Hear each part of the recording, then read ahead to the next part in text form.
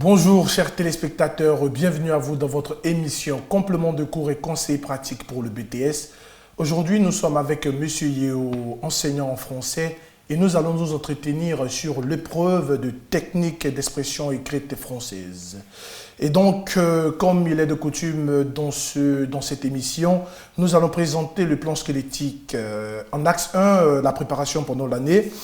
En axe 2, la période de renforcement. Et l'axe 3, l'attitude à avoir face à l'épreuve. Et donc, nous nous tournons maintenant vers notre invité. Bonjour, M. Yeo. Bonjour. Bienvenue à vous sur notre plateau. Merci.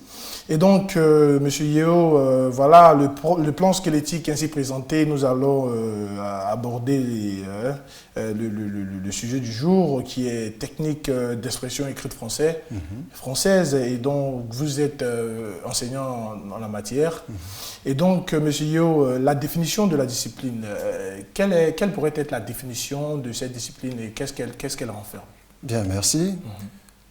Par technique d'expression, comme on l'entend, il faut comprendre les moyens qu'offre la langue pour s'exprimer, pour communiquer et pour rédiger. Voilà. Et c'est une discipline qui se compose des notions de vocabulaire, les notions grammaticales, le résumé de texte, la production écrite et les écrits professionnels. Et donc, quelle est l'importance de cette discipline? Cette discipline est très importante en ce sens qu'au-delà de l'enrichissement du langage parlé ou écrit, elle permet, n'est-ce pas, un meilleur encadrement de l'individu de sorte à ce qu'il puisse, n'est-ce pas, se sentir à l'aise dans la société. Voilà. C'est clair. Et donc, un étudiant, c'est un individu qui est en perpétuelle demande de connaissances et en quête qui il doit être curieux pour être toujours au summum de la connaissance de la matière. Et donc, pour un étudiant qui vous pose la question de savoir comment il doit se préparer pendant l'année dans la matière, qu'est-ce que vous répondez? Bon, nous le dirons de bien se concentrer, d'établir un programme bien précis pendant l'année et de le respecter scrupuleusement, tout simplement. Parce que je me dis quoi? Moi, chaque samedi, j'ai un programme qui est établi, j'ai une technique d'expression, je m'offre 4 heures, je prends un texte, je le travaille, je le donne à l'enseignant, il peut corriger tout simplement. Voilà. Donc il faut établir un programme et puis le respecter. D'accord. Voilà. Hormis l'établissement d'un programme scrupuleux d'études, n'y a-t-il pas peut-être d'autres manières de se préparer, d'autres conseils à savoir en ce qui concerne la préparation pendant l'année? Bon, après, à part le programme à respecter, l'étudiant peut peut-être retrouver d'autres amis et ensemble, ils peuvent échanger sur certains textes, voilà, la compréhension de certains textes, ou bien échanger sur un sujet d'actualité peut-être, de production écrite ou d'actualité, quelque chose. D'accord. Et justement, en ce qui concerne le fait que les étudiants se mettent en groupe pour étudier, est-ce que dans la matière, c'est-à-dire technique d'expression française, est-ce qu'il y a une nécessité? Absolument, il y a une nécessité. Bon, vous pouvez décider d'étudier seul, de travailler seul un texte, mais il y a une nécessité à partir du moment où, quand vous arrivez sur la production électrique par exemple, vous pouvez avoir des idées, l'autre peut avoir d'autres idées, d'autres arguments, et ensemble, vous pouvez traiter facilement le sujet. Voilà. Et donc, d'accord, bien noté. Mais justement, est-ce que si jamais vous validez ce TAC-là, combien doit-il être dans le groupe? 2, 3? Pas plus de 3, en tout cas, pas plus de 3, parce qu'au-delà de 3 personnes, ça devient juste de la causerie, quoi. Voilà, donc pas plus de 3, il faut se retrouver et se dire que nous sommes là pour travailler et rien que pour travailler. Mais en littérature, est-ce que la causerie n'est pas bienvenue en ce qui concerne... Oui, on peut le dire, la causerie est la bienvenue, mais ce n'est pas une causerie en dehors du travail. Il faut toujours rester dans le travail. Voilà. La causerie a la bienvenue. D'accord, bien noté. Et donc voilà, nous venons d'épuiser notre première phase. Et donc la deuxième phase, c'est la période de renforcement.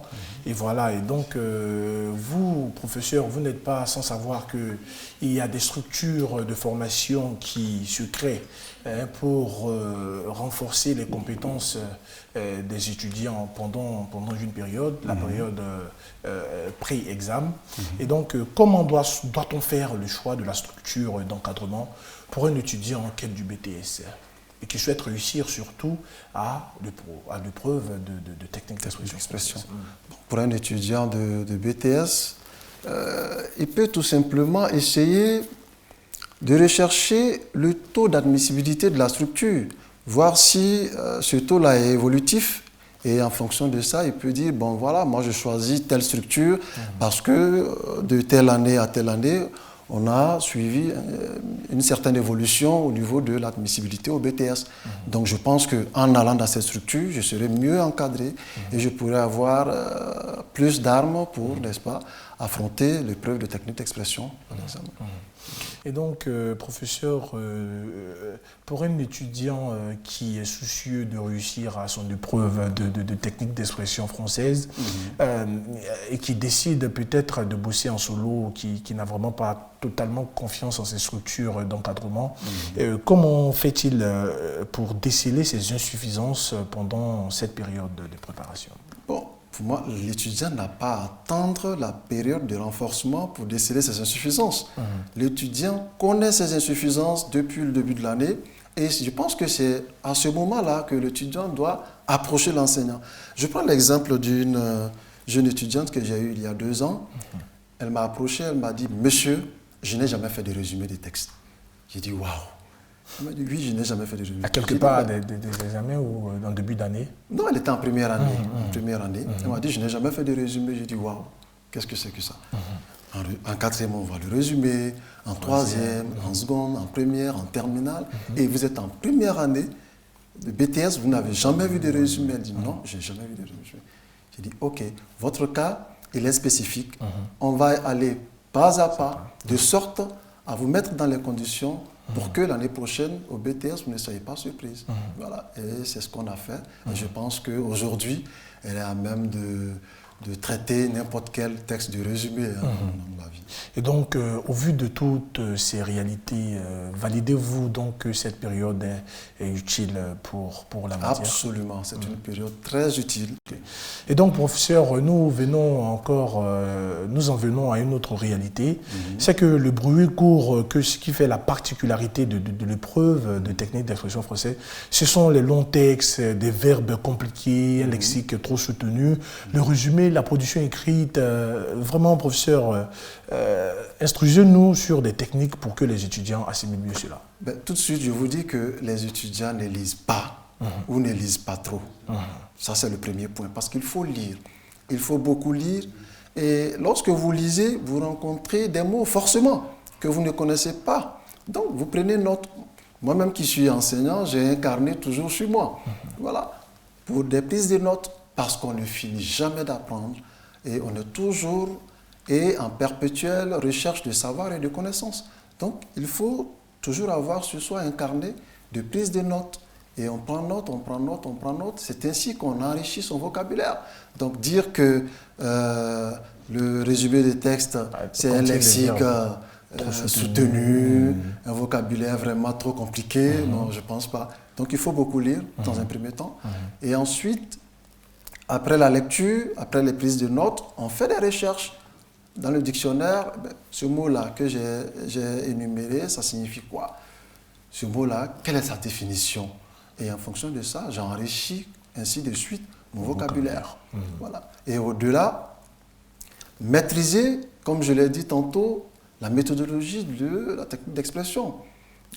Et vous savez avec moi que pour le sujet de texte d'expression, il y a des questions de compréhension, il y a des questions de vocabulaire. Donc, en lisant, forcément, vous allez rencontrer des mots et vous allez pouvoir facilement répondre aux questions de vocabulaire. Il y a le résumé de texte. Et dans le résumé, je le dis tout de suite, il faut prendre le temps de lire et de relire le texte 2 à 3 fois afin de maîtriser les contours et aboutissants. Après lecture, vous prenez la peine de tenir compte des connecteurs logiques. Puisque ce sont ces connecteurs-là qui vont vous permettre de relier les idées essentielles que vous aurez reformulées, n'est-ce pas, entre elles. Voilà. Ensuite, vous essayez de lire et respecter la consigne. Parce que très souvent, et j'ai été confronté à plusieurs reprises à cela, il y a des étudiants qui se croient malins. Quand vous leur dites, résumez ce texte en 150 mots par exemple, avec une marge de plus ou moins 10%. Or, ce monsieur, il ne va même pas compter le nombre de mots. Et moi, je prends la peine, et je leur dis chaque année, de compter à chaque fois le nombre de mots pour voir si vous avez respecté la marge. Et à l'examen, c'est pareil. Ce n'est pas la recherche d'argent ou de quoi. Il faut respecter la consigne. Parce que si vous n'avez pas respecté la consigne, vous aurez menti. Et le mensonge est sanctionné. Est sanctionné, c'est clair. Mais justement, toujours dans le processus de méthodologie de l'épreuve, de résumé de texte, cette partie à calcul-là, est-ce que les étudiants la maîtrisent? Absolument. Je mets beaucoup l'accent sur cette technique parce qu'il y a 3 options. Généralement, la consigne qui ressort, c'est quoi? Résumer ce texte, par exemple, en 150 mots ou en 200 mots avec une marge de tolérance de 10%. Voilà, ça c'est la consigne qui vient plusieurs fois. Mais il y a d'autres consignes, telles que résumer ce texte au tiers de son volume. Et à partir de ce moment, c'est à l'étudiant de non seulement chercher à connaître le nombre de mots, le nombre total de mots du texte initial, n'est-ce pas? Et après avoir trouvé le nombre total de mots du texte initial, le diviser par 3, puisqu'on nous a demandé de le résumer au tiers de son volume, et avant de calculer maintenant la marge de tolérance. Voilà, ça c'est une option. Ou bien la 3e consigne, on peut vous demander de résumer par exemple ce texte de 580 mots au tiers de son volume. Là, on vous a donné le nombre total de mots. Mais dans le cas où on ne vous donne pas le nombre total de mots, c'est à vous de chercher.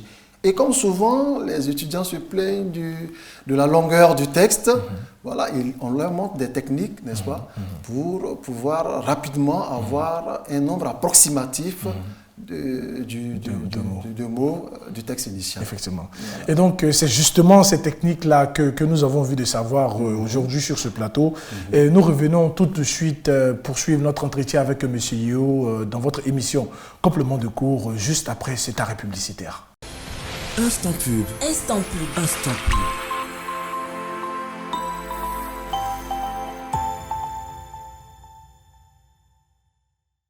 Rentrée académique 2018-2019. Parents, élèves, étudiants, travailleurs. HETech, c'est plus de 20 ans d'innovation, de succès et de formation de cadres compétents. Avec la compétence de nos diplômés reconnus par le monde professionnel. Une mobilité internationale garantie. Une possibilité de double diplomation Niamey-Abidjan. Pour la réalisation de vos ambitions académiques et professionnelles en DTS, BTS, licence professionnelle et master, rejoignez HETech Niamey au quartier Terminus. NB 46. Infoline 20 73 80 00 90 49 79 65 89 96 71 16. HETech, la trajectoire de votre réussite, l'école de votre entreprise. Agitel Formation, rentrée académique, fini les années lycée, une nouvelle page s'ouvre. Vous avez du talent, nous vous offrons un milieu pour découvrir, exprimer votre potentiel. Agitel Formation, c'est un cabinet de langue pour la préparation au TOEFL. C'est une salle de simulation boursière, une antenne de l'agence Emploi Jeune, un centre incubateur, créateur d'entreprises. Pour votre réussite, faites le choix du meilleur pour un avenir professionnel garanti. Les inscriptions ont débuté et se poursuivent au campus Agitel. Nombre de places limité. Agitel Formation, écrivons ensemble les pages de votre réussite. Instant pub. Instant pub. Instant pub.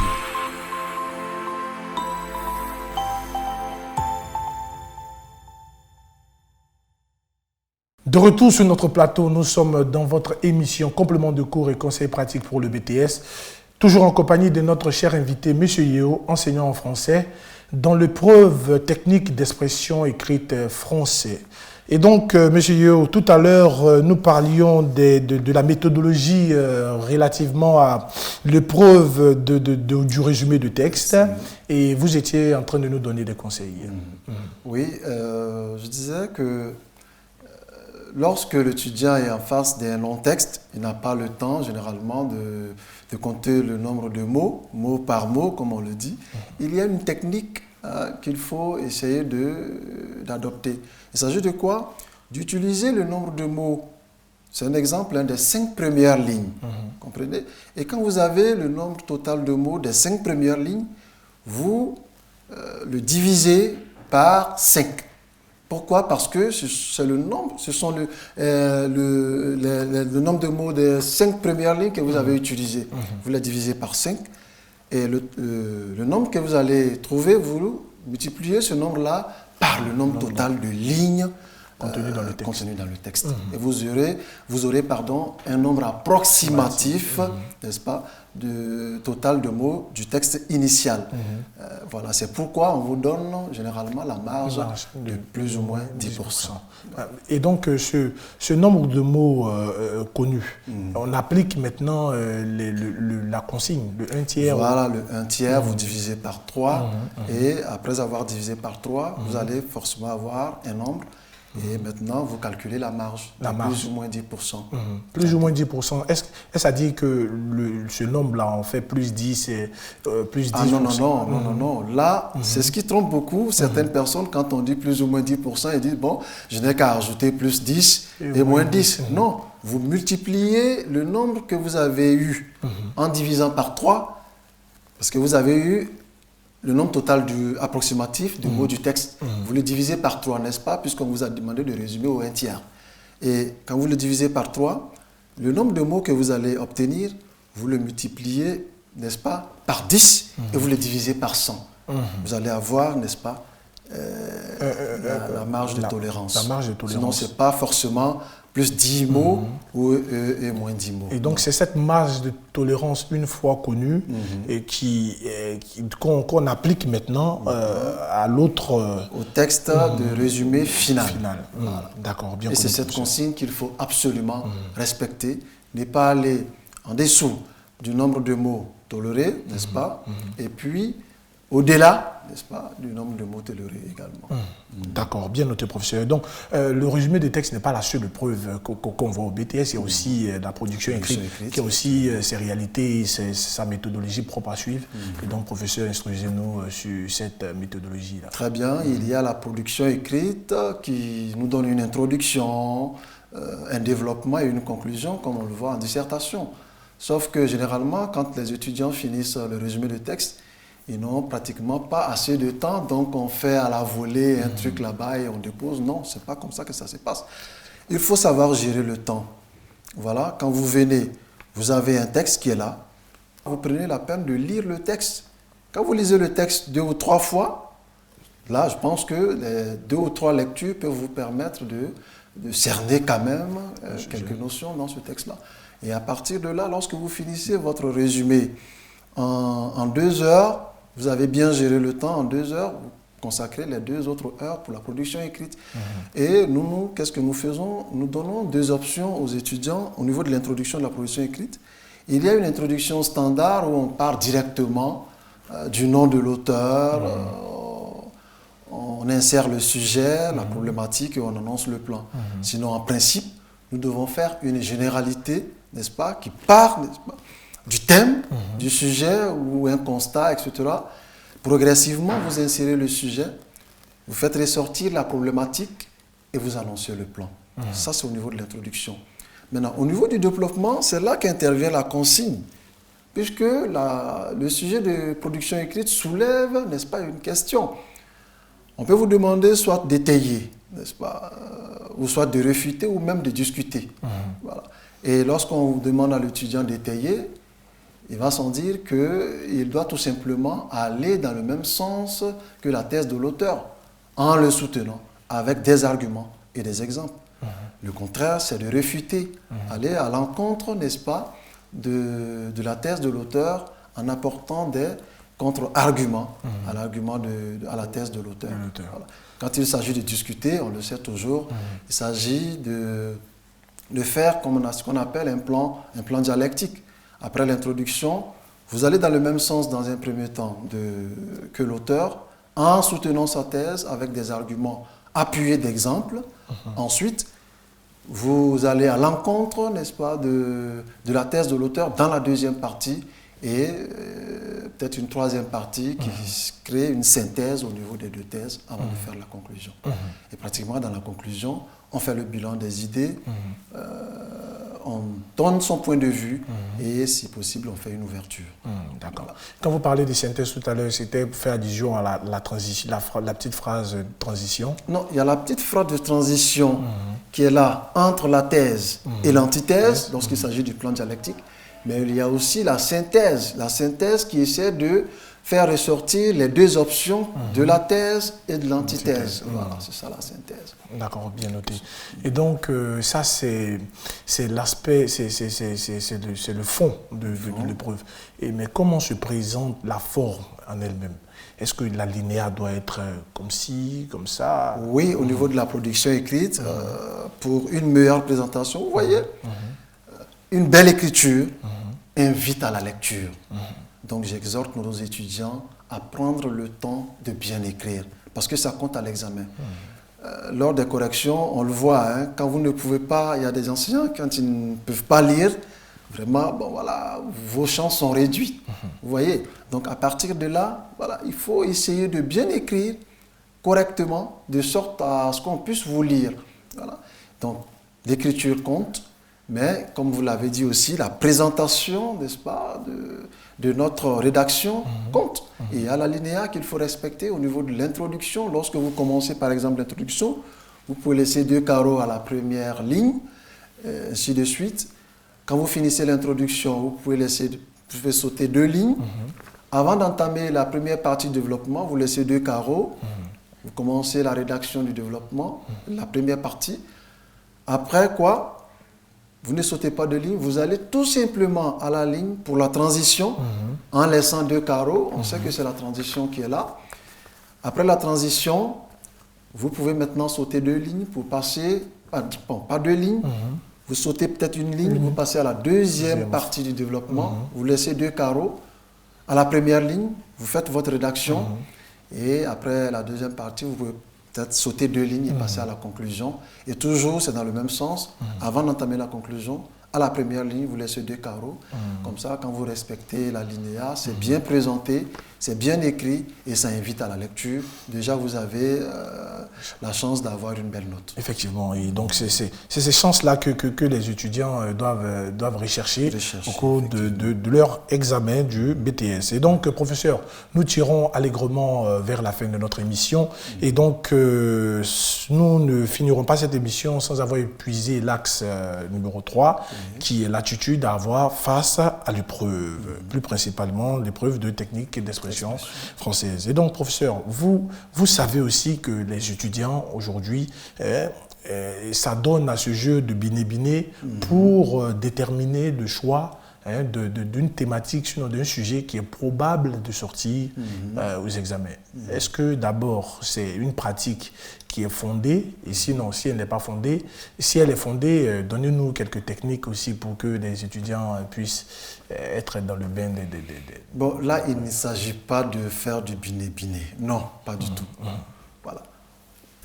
On est étudiant, on va au BTS, c'est pour gagner, on ne va pas à la guerre pour perdre. Naturellement. Donc, lorsque vous partez à l'examen, il faut vous armer, comme je l'ai dit. Pas armer dans le sens propre. Effectivement, non. Mais je veux dire qu'il faut exploiter un maximum de textes. C'est pourquoi je reviens encore sur ce chapitre-là qui nous donne le temps de consacrer à la connaissance du monde contemporain, qui nous donne le temps de, n'est-ce pas, d'exploiter un certain nombre de thèmes, sincèrement. Un certain nombre de thèmes, de sorte à ce qu'ils soient à l'aise à l'examen. C'est très important. Il ne s'agit pas de faire du biné-biné, il faut aller à la recherche des textes, exploiter ces textes à fond, et se préparer comme il se doit, et puis bon voilà, on se donne en tout cas les chances. Quoi. Effectivement. D'accord. Et donc, professeur, mais comment se présente le sujet de technique d'expression à l'examen? C'est toujours la même chose, ça n'a pas changé. On a des questions de compréhension et de vocabulaire. on a le résumé de texte qui est là et on a la production écrite, tout simplement. Ça n'a pas changé, c'est toujours le même dossier. D'accord. Bien noté, professeur. Et donc, aujourd'hui, c'est le jour des examens. Je suis face à mon sort. Quelle attitude dois-je avoir? Rester serein, rester zen. On prend la peine de lire et de relire le texte. J'insiste parce que lire le texte à plusieurs reprises vous permet de comprendre certaines choses et de maîtriser les contours du texte. Voilà. Donc la lecture aussi est très importante. Je prends le temps de lire et de relire le texte. Voilà. Après lecture, j'essaie de numéroter les lignes de mon texte. J'entoure les connecteurs logiques, parce que ce sont ces connecteurs-là qui vont me permettre de relire les idées essentielles que j'aurai reformulées. Voilà, parce que c'est très important. Un texte, un résumé dont on ne tient pas compte des connecteurs logiques est un résumé désarticulé. Voilà, donc voilà pourquoi on parle de articulateur ou connecteur logique. Voilà. Après avoir tenu compte des connecteurs logiques, voilà, je prends la peine parce que tout texte a des paragraphes. J'essaie de prendre paragraphe par paragraphe, essayer de relever les idées essentielles. Quelles sont les idées qui sont vraiment, vraiment essentielles? Parce que vous pouvez avoir des idées essentielles, mais en plus, dans l'explication, il peut y avoir également des idées essentielles. Ce n'est pas parce que l'auteur a donné un argument essentiel que dans l'explication, ce ne serait pas essentiel.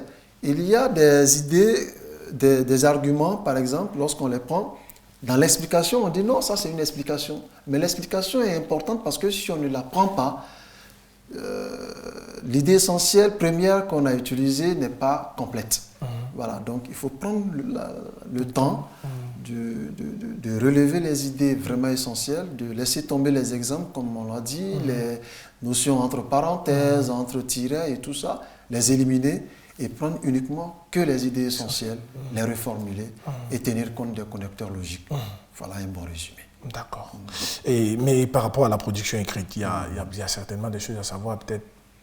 Oui, bon, au niveau de la production écrite, si par exemple votre sujet de production écrite qui généralement provient du texte, parce que généralement les sujets de production écrite, on les tire du texte de résumé, n'est-ce pas? Ce qui veut dire que ça a un rapport avec le thème du texte. Donc à partir de là, je pense que vous avez vos connaissances et votre expérience de texte que vous avez étudié, de votre vécu quotidien, que vous appliquez tout simplement, en avançant des arguments qui tiennent, accompagnés d'exemples vraiment en guise d'illustration de ces arguments-là. Très important.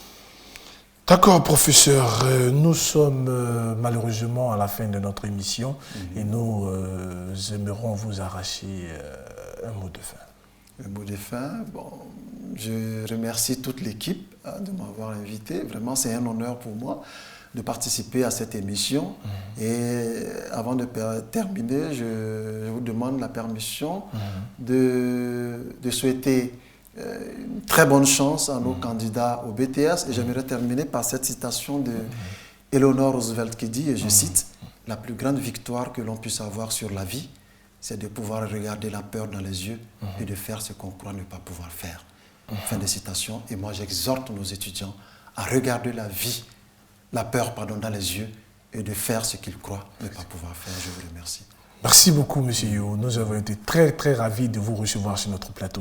Et donc, c'est sur cette note de citation que prend fin notre émission Complément de cours et conseils pratiques pour le BTS.